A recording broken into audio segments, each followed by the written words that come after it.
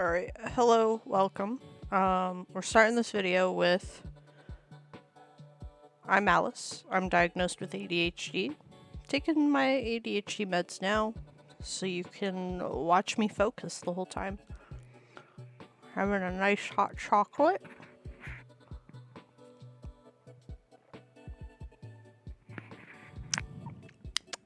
Pretty tasty. Delicious, superb. Hot chocolate's just so good. Alright, so this month's vlog, we are presenting ADHD. Let me find my pointer. Wow, you can see the mouse. So yeah, ADHD is my soul. It affects every facet of my life because it is literally in my brain. And we are our brains, so you're just gonna have to live with that. So when they diagnose your ADHD, you have to meet certain criteria. The first criteria identifies what type of ADHD you have. So in order to fit the category, you have to hit 5 symptoms or 6 as a kid. And if you do 5 or 6 in both, then you have the combined type. Other things to be aware of when you are looking at the criteria, or if doctors are looking at the criteria, the traits have to be present when you were a kid. Because if it's only happening later in life, like you are a perfectly normal kid, as far as literally anyone is concerned, then there's a good chance it might just be situational things, or you could have something similar. The 2 setting rule is basically it has to happen in multiple areas of your life. So like it's not just at home. It's also at work or at school or when you're out with other people. And for me, it's obviously all the time. And then clear evidence that the traits interfere with your life. The quality of some sort of part of your life. So social, academic, occupational, any of that. So mine mostly affects me academic and occupationally, but it does impact socially, and I think that's part of why I don't necessarily have as many neurotypical friends as I do neurodivergent, which is literally just you have something that has broken your brain at some point in your life, because that's PTSD, autism, ADHD. Substance abuse can even be part of neurodivergence, because normal people don't just struggle with substance abuse. Although oh hey, that's my morning alarm. I do think obviously everyone can get addicted to things. Like think about coffee and beer in America. Literally almost all of America starts their day off with coffee. They have to have coffee or they can't function. Part of that is like the mental addiction, but part of it is also it's a chemical that is easily addicted to. But then there's like especially in the small town I live in, beer is a big thing. Like everyone is constantly drinking. And it's really sad because I don't drink very much, especially not beer, so I am always left out. But academically, that is the reason I failed college at least 3 times. Because it affected so much of my ability to show up to class. Never mind my ability to get work done. Because it affects you so hard. And then occupationally, I am always late to work and I cannot focus on my job whatsoever. I do really good the first few months because I'm a people pleaser and I want to do an amazing job. But the minute I get bored, I can't do it. And it can't be caused by another source. So like, this is like you have already been checked out for other things. Because other things present the same way. This is where a lot of people get missed. And you'll have misdiagnosis of stuff that we will talk about at the end. So for inattentive type, you have to meet 5 to 6 of these. So often fails to give close attention to details or makes careless mistakes. So this is like, I full read directions and I will miss key parts. even if I sit down and read the paragraph. It doesn't matter how well I read it, I will miss something. Often has difficulty sustaining attention in tasks or play activities. Keep in mind, most diagnoses are happening for children. So this will be like if you see your kid playing blocks and then they swap to something else and they keep doing that and they don't focus on it, that has, like, that's kind of a red flag. That's what I say a lot. Every time someone's like, oh, I have this issue, I'm like, that's a red flag. So like, I can't focus during pretty much any conversation. I get distracted. I go off on a tangent. It's not fun. Often does not seem to listen when spoken to directly. So this is something that you have to confirm with other people, technically, for the most part, because this is gonna, like, they'll do an interview sort of thing. So it would be like when you're talking to someone, they often look away. They don't sustain eye contact. And this is one of those ones where it's like, it could be ADHD, but it could also be something like autism where you don't like eye contact, or it could be both. There's a good chance it could be both. But like when I talk to people, I don't make eye contact for a number of reasons. One, I'm always checking my surroundings, which is like 3 different things that I could have. And I don't do eye contact at all. But I also disappear into my own brain a lot. So like, I'll zone out halfway through. And then I have auditory issues. So like, I can't always process what's being said to me. So to the other person you're talking to, it'll look like you aren't paying attention. And I get that a lot. Where people are like, hey, make sure you're paying attention. Come on, eyes on me. And I'm like, stop it. That's rude. But it's only rude to me. Obviously, neurotypicals don't get that. Sorry, I need a cookie dough. So the next one often does not follow through on instructions and fails to finish schoolwork, chores, or duties in the workplace.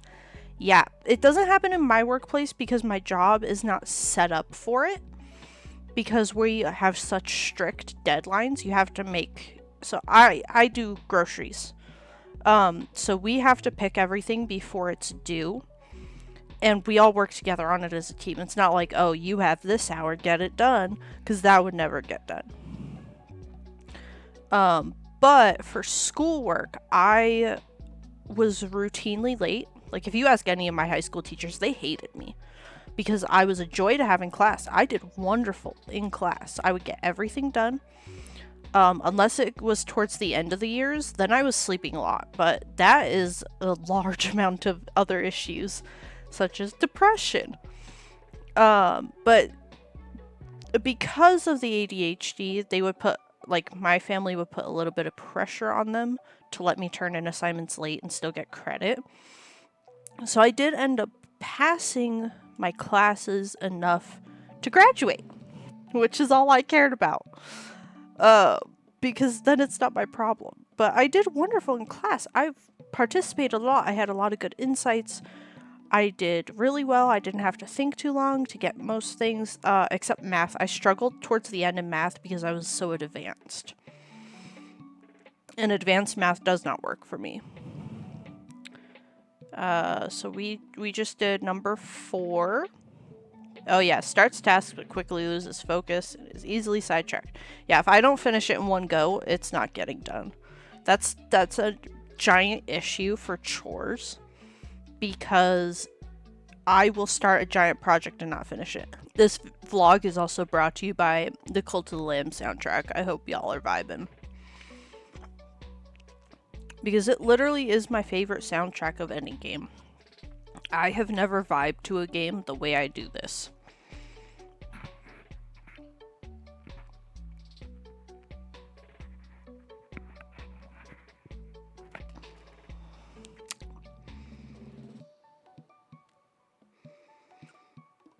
Alright, so where are we at? Number 5. Often has difficulty organizing tasks and activities. So this would be the biggest example that most people give, because this is widely talked about. Because this is your executive dysfunction. This is, I wrote a list of things to do today.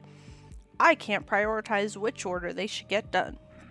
So I have this handy dandy notebook. This is the notebook of like a few months worth of my life, where every day I will write out a list of what needs to be done. So today's list is this little section. And I don't write it in an exact order because like I can't prioritize most things except for like meals. I will eat meals at a scheduled time.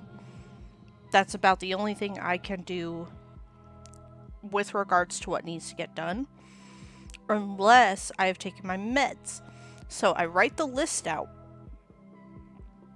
Oh, the meds are coming back up. They don't digest well. I'm on Stratera, and it's a funky one. It's weird, but I like it better than regular ones. So basically, I just write out everything that needs to get done the day before, take my pills that day, and then I can prioritize.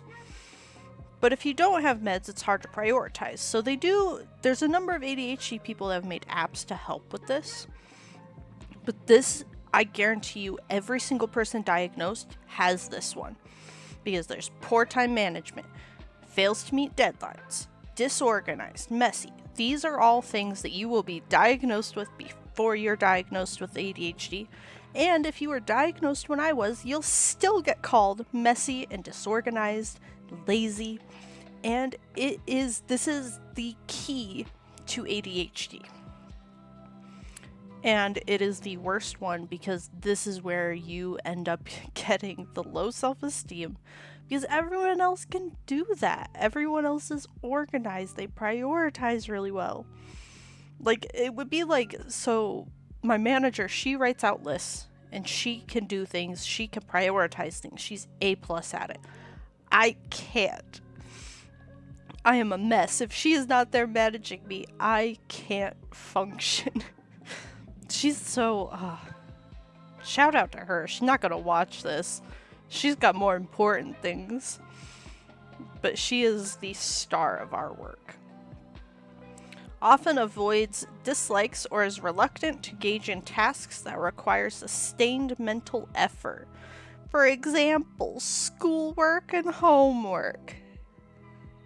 Yep. Although this is starting to become like, no one wants to pay attention to that because school is getting worse. For adults, preparing reports. I don't have to do that. Completing forms. Yeah, if something has me complete a form, I will not do it. I will avoid it. Reviewing lengthy papers. This should have a thing where it has a little star and it's like, unless it's a special interest. Although that might confuse people, so maybe a star unless it's not a special interest. What's the other word? Special interest is autism. If you can't tell, I've been researching both ADHD and autism. Some of you may know this because I assume the people who are watching this are going to be people from my Snapchat, so you know me in person. But I've been researching both because my family has both. My brother is diagnosed with autism. I think my grandpa had autism. My grandma is ADHD though, for sure. Like, looking around, she has doom piles everywhere. She, like, can't focus on things unless she loves it, but then she focuses way too much. Like, she is key ADHD. She's not gonna watch this. She can't figure out YouTube. But then I'm pretty sure, so I know my mom is diagnosed because she was given meds, which is weird because I think she would have been on meds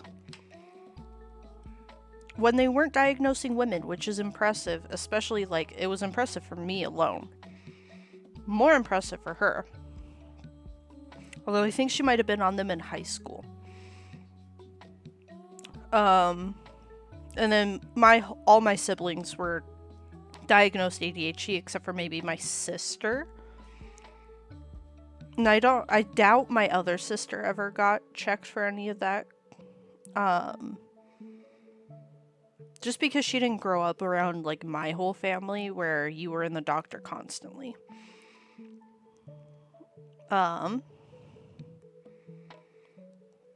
But this should have the thing where it's like, if it's a hyper focus, that's the term I was looking for.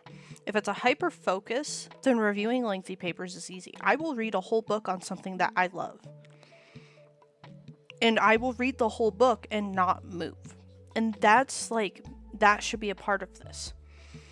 Because it focuses so much on losing track of things and not the, I am so focused on this that I will not eat, sleep, or drink. Or go to the bathroom or anything.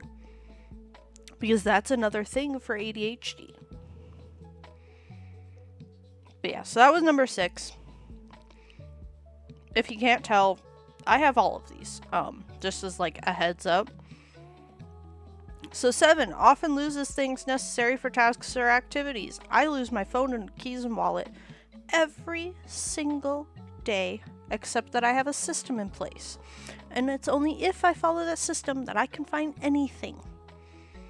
Like, I would give you a full view of my desk. I can't find anything on my desk unless it's something I use every day. Like, I always know where my notebook is because I have to touch my notebook. I have my little squish. He sits on my jar of Jet Puffed because I was going to stream and eat a whole jar of Jet Puffed. And I only had like a spoonful of this in its ass. It's not as good as marshmallows.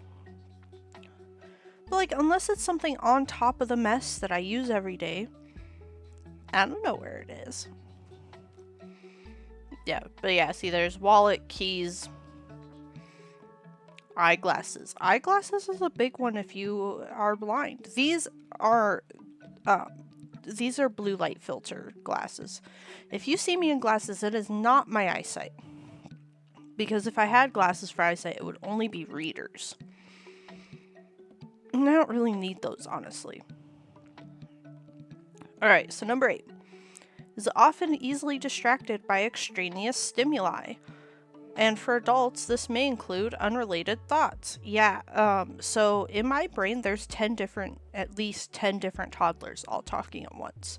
And I say toddlers because they don't have much more going on in their life than being chaos, and that describes a toddler. Like, 3 of them have radios. Like, it's bad. So I get distracted by my thoughts a lot. And I'm distracted by things going on around me. If I'm having a conversation with someone and there's other conversations, I'm listening to all of them. I don't get to choose what I listen to. So, like, if you're having a conversation near me, I'm listening to your conversation. I don't get to decide that. Because I don't get to pick what my ears hear. And that's a you problem. Mainly because if you don't want me listening to your conversation, don't talk in front of me. Like, alright, number 9 is often forgetful in daily activities. Yeah, literally that whole list. I don't do it. I can't do it. The only reason I can do any of my appointments is because they happen on specific days of the week, and I only schedule them out like a couple weeks in advance, maybe. Because all of my stuff is on my phone. Like, all my therapy, all my ADHD, everything is on my phone. If it was in person, I would routinely forget to go, and I think that should be, like, something that doctors look for when they're diagnosing. Because either your person's going to be there 30 minutes early, ready to go, ready to check in, waiting on the doctor, or they're not going to show up for 3 different appointments. Which I don't think you should be charged if you miss it. But I think they do charge if you miss it. Also, the hoops that you have to jump through to get to this point, I'm sorry for everyone getting a diagnosis now. I was diagnosed at like 6 and then promptly medicated.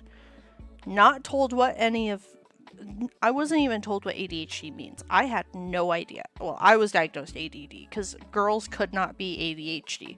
They could only be ADD. And boys were ADHD. And if you were diagnosed with that, you couldn't have autism. But my doctor didn't believe in autism, so none of us got diagnosed with that anyway. Even though I think we were all autistic kids. But ADHD is a part of that, regardless. So, I forget appointments. I don't return calls ever. And the only reason I pay bills well is because I have to sparse it out between paychecks. And I am fearful of losing my home. But yeah, so congratulations. Total up your score. If you got 5 or 6 of these, congratulations. You're unofficially inattentive ADHD. If you can't tell, my score is 9 out of 9. Who would have thought?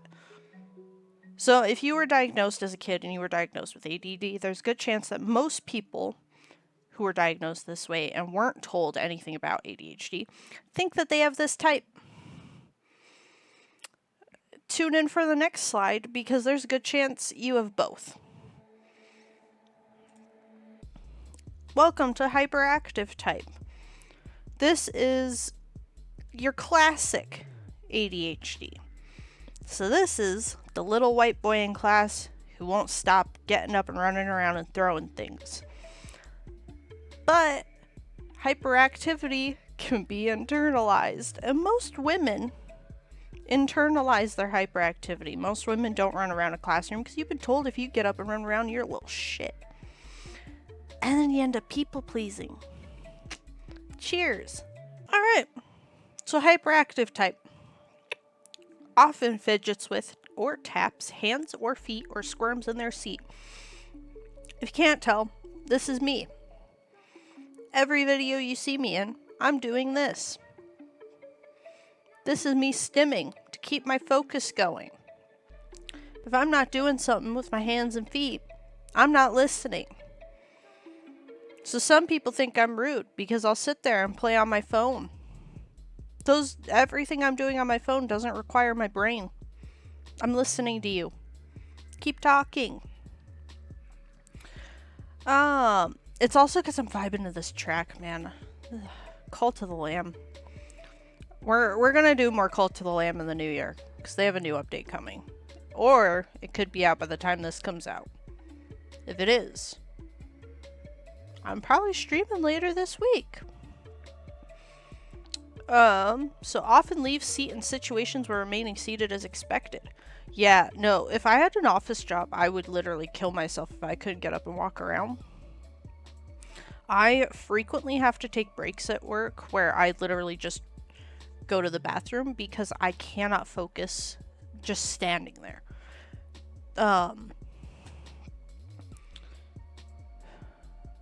Sorry, my train of thought just jumped off a cliff. We only took one pill today because the pills are really affecting my brain a lot more this week. But yeah, so I don't stay seated very well. The days where I paid attention the best were Fridays. So the way my school worked was you had 4 classes Monday, then 4 different classes Tuesday. And then those would happen Wednesday and Thursday, respectively. And then Friday was what we called C days. So you did the first 4 and then the second 4.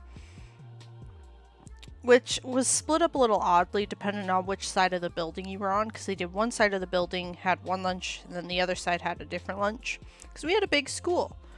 Not as big as some places, but pretty big. We had a few hundred in my class alone for student body, and each successive year behind us had more people. And there were 4 school years in there because they changed that my 7th grade year, because it used to be freshman was still middle school. Wow, this track is a lot louder. So good though. So I did the best on C days because classes were only 45 minutes long. And so I would be able to get up and walk around and stuff like that. Often runs about or climbs in situations where it is inappropriate. So for adults, this may be limited to feeling restless. So I used to think I had restless leg syndrome because I didn't know anything about ADHD. When I go to lay down, my legs feel like there are ants in my bones and I have to move. But this also comes out in I climb furniture all the time. This was a normal thing with my family. We all climb furniture. But because I don't have like any other way to get that out, I'll climb the coffee table. I'll go stand on it. I'll stand on chairs. I don't climb the couch anymore. That was what I did as a kid. I don't do that because our couch is weird. We're gonna cut that one. That one was nasty. Alright, number 4. Often unable to play or engage in leisure activities quietly. I'm noisy. I talk to myself. I will sing to myself. I don't know that I'm doing it. I also make sound effects. Lots of sound effects. Number 5 is often on the go or acting as if driven by a motor. So, unable to be or uncomfortable being still for extended time. Yeah, I can't sit in a restaurant beyond eating food. If we have finished our food, we need to leave. For a number of reasons. One, I don't want to bother the people that are running the place. And number 2, I don't want to sit there. I will sit around at home, but that's because I get to decide what I'm doing. I don't have to just exist in an environment. Ugh. Sorry, my nose is yucky. Maybe experienced by others as being restless or difficult to keep up with. Restless, I get.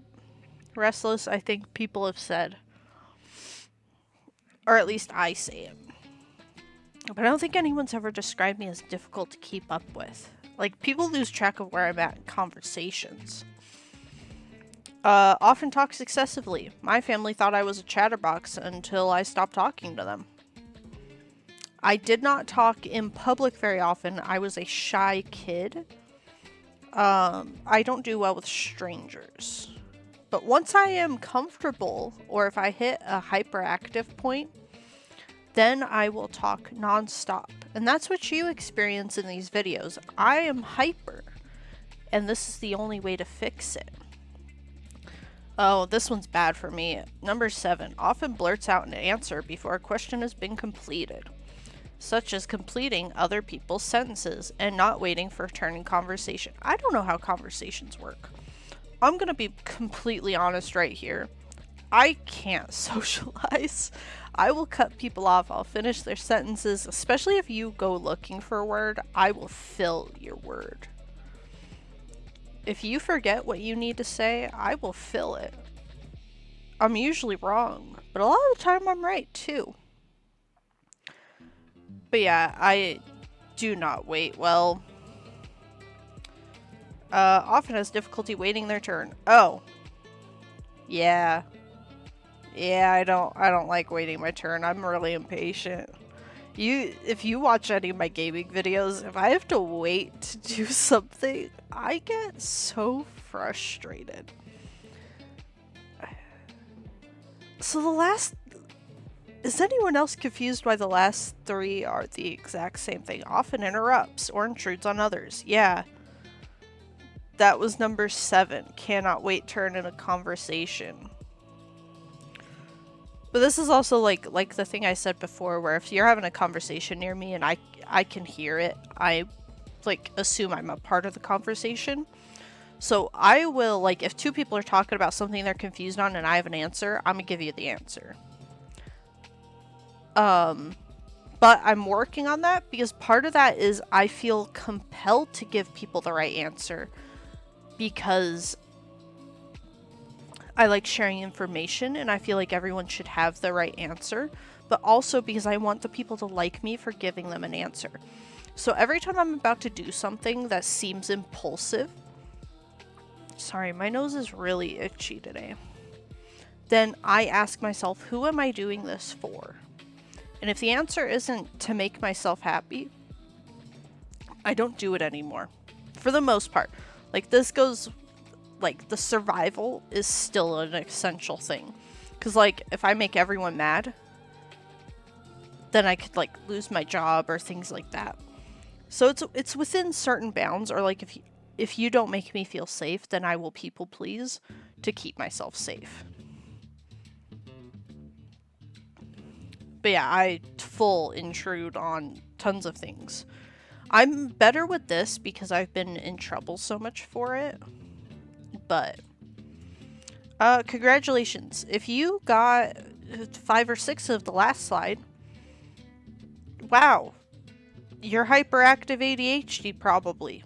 Obviously, I'm not a doctor. I can't diagnose anyone. But take it with a grain of salt. If you feel like this is you, maybe look into ADHD a little bit more. Because ADHD can be confused with a large number of things. But congratulations. I semi-diagnose you. If you scored higher than the diagnostic standard, there's a good chance that you have severe ADHD. Which is me. So yeah, researching this came as a bit of a surprise because, like I said, diagnosed ADD, which was absorbed into the ADHD.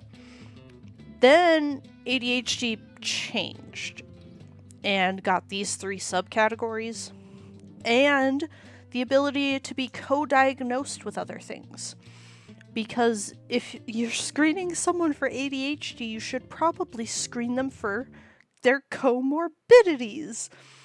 It's like if diabetes comes with heart problems, you should probably check for both. Which, obviously, I don't know anything about diabetes, besides that is the easiest way for me to say it. And that has something to do with blood sugar, and that I should probably be getting checked for it since I have family history. But no immediate family as far as I'm aware. But yeah, so comorbidities. Wow, this is this slide. So it comes along with a number of things. The biggest one that people talk about online, and you will get tons of information on if you follow pretty much anyone with ADHD, is developmental disabilities such as autism. So I believe the current research is that at least 50% of people diagnosed with one or the other should also be diagnosed with the other one. Like, they have them together. And they affect each other differently, and they can serve to hide the other. Because your hyperactivity could come out as, the hyper socializing. So your autism will be missed there, but your autism can also cover up like your time blindness and things like that, because you overcompensate by having a structured schedule. So they kind of go hand in hand, and they work differently together. And there should be, in my opinion, certain screenings to have that recognize whether or not your traits are coming from one or the other. Because as much as they share traits, such as so one of the traits that is called out is emotional dysregulation. So ADHD people tend to feel very large emotions. They can't control their emotions, which is where some of these other things come in. So like the mood disorders, so the depression, the bipolar, personality disorders, ODD. There's actually one of the dude, Berkeley, I think, or Barkley, Russell Barkley. He thinks that ODD is actually just ADHD. Because you take the ADHD parts and you put them into a society where you don't fit. And then the ADHD person is going to respond negatively. But yeah, so those things come from ADHDers' large emotions. The autism is not being able to identify what those emotions are. So you gotta look at it from different perspectives. But yeah, so like I said, mood disorders, you feel things a little too strongly, but they can also be Like the bipolar is your short attention span. You're jumping from emotion to emotion to emotion. And some people think that it's a positive, some people view it as a negative because it affects everyone differently.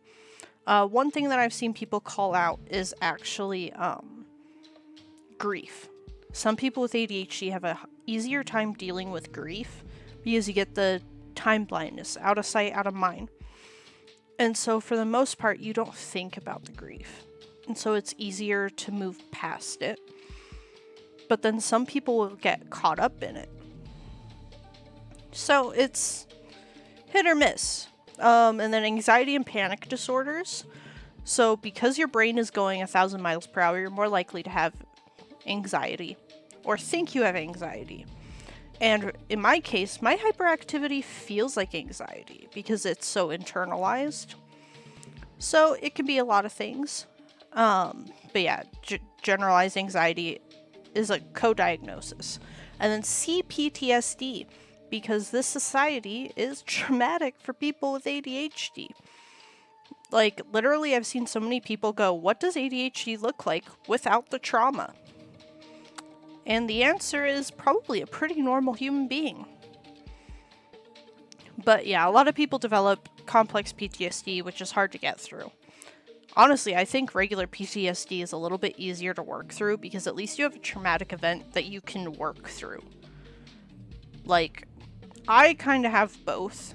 Like, I'm not officially diagnosed, but if you look at everything I've been through, I kind of have regular PTSD and complex, where regular PTSD came from being abused, and then complex came from routine bullying from the age of 1, probably, honestly, until, the rest of my life. And then physical well-being. This is the part that people don't realize nearly as much as the other, honestly, and this is harder to find people talk about. I only have like 1 or 2 people who talk about it, and that's because they are diagnosed with a large amount of this. So obesity and eating disorders, because so much food stuff has to do with ADHD. Like, you end up being more likely to binge eat. You're more likely to develop so many different eating disorders because of your brain chemistry. You're more likely to use substances because it's that risky behavior. You're more likely to engage in it. Heart complications. So they actually have done studies. This is one of the ones that was easiest to find information on. So heart complications you're more likely to have a fucked up heart. If you have ADHD, it's crazy. But it's also, I think it's because we have increased adrenaline, which I think is also where the anxiety and panic disorders come in. So the reason I think about this a lot is because my meds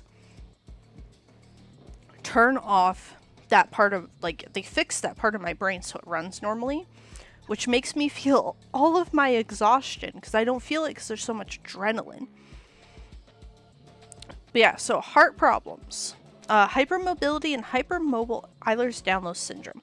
So I actually found out I was hypermobile because of this being widely talked about online. I'm not really sure why there's a connection, but there is. And I think it's important to look into because people with ADHD are more likely to be hypermobile, so there's certain ADHD posture. So this one lady I follow, she will go through and she's like, let me guess, you're sitting like this with your head forward, slouched, and you're crooked. And I'm like, yeah, that's literally how I'm sitting. Thanks for asking. Oh, sorry, I have to put my spine back. Oh. So this has helped me stretch my body so that my body is where it's supposed to be. Because most stretches and things like that and workouts won't work as easily unless you understand how that all works already. So, sorry, I have notebooks right here and I was trying to figure out what was in them. But yeah, so a video similar to what I've just done popped up on my feed. It was some people who have Ehlers-Danlos going over the diagnostic criteria for Ehlers-Danlos. And the whole first category is hypermobility. Then they get into Ehlers-Danlos specific things. Then it's does it happen later in life or earlier in life, blah, blah, blah. All the, basically this B through E from earlier for this one, because that's always important with these diagnoses. So, yeah, I went through the hypermobile part, checked off everything needed for that, got to the Ehlers-Danlos, and I don't check off any of those. So, I don't feel like looking into it. But I did finish the video, and I've watched a few other of her videos where she went over hypermobility and different hypermobility tests. And yeah, so these can cause a number of health issues. So it's important to look into them when you do realize this.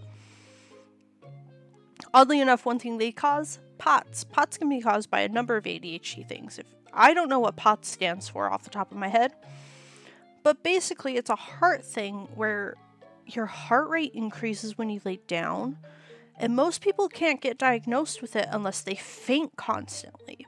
But that's actually not a wide part. Like, most people who have POTS don't ever pass out. But it can make breathing hard, it makes your blood flow funny, and there's a number of causes for it. And it's linked to ADHD. IBS, irritable bowel syndrome, the most bullshit thing you could be diagnosed with, because fun fact, it doesn't mean anything. It means you have gut problems that they can't diagnose as anything else. It's literally just, we don't know what's wrong with you, your gut just sucks. So a lot of people with ADHD talk about these problems because they're widely experienced. It makes it hard to eat. Like, my mom experiences this so bad, she can't eat most foods.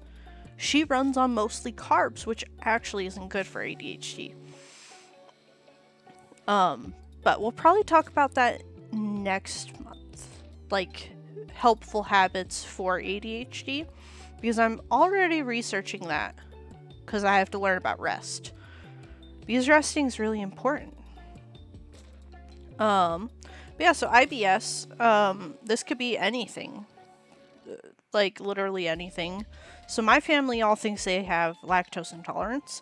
Lactose-free milk messes me up just as bad as regular milk. The only milk I can have is A2 milk, and I can't have that particularly often either.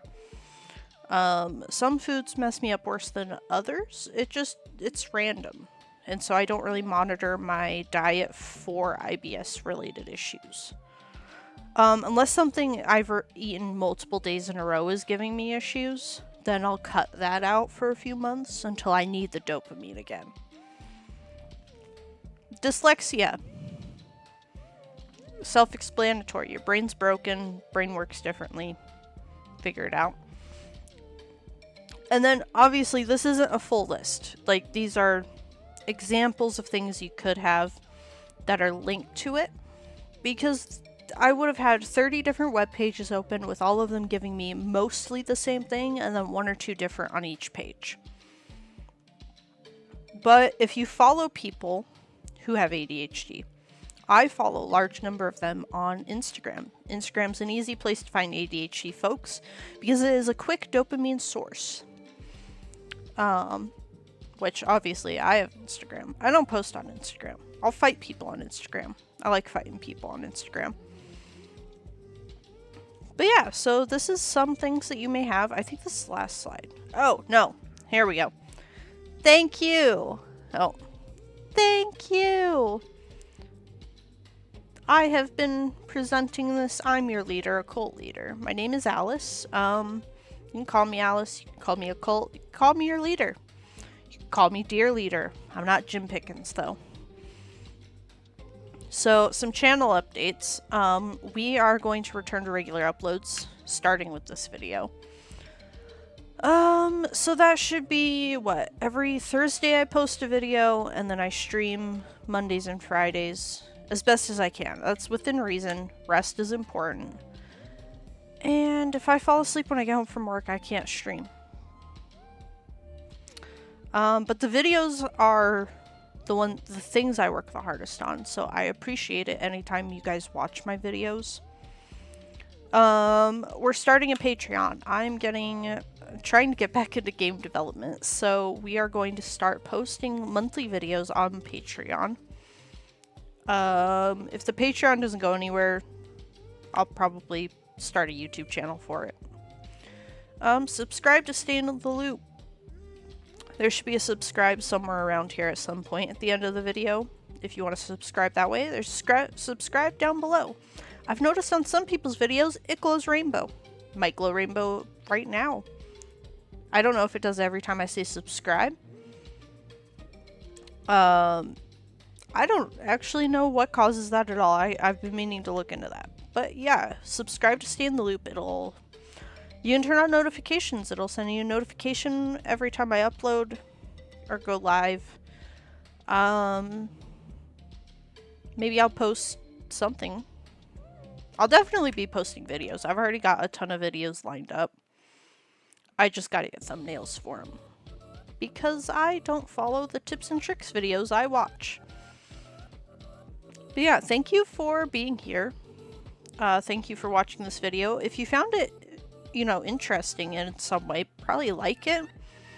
Leave a comment. Say hi for me in the comments. Hi, everyone. I'll see all of your comments because I'm a small YouTuber. That's the benefit of a small YouTuber. But yeah, I hope you all have a wonderful day, and I will see you in my next video.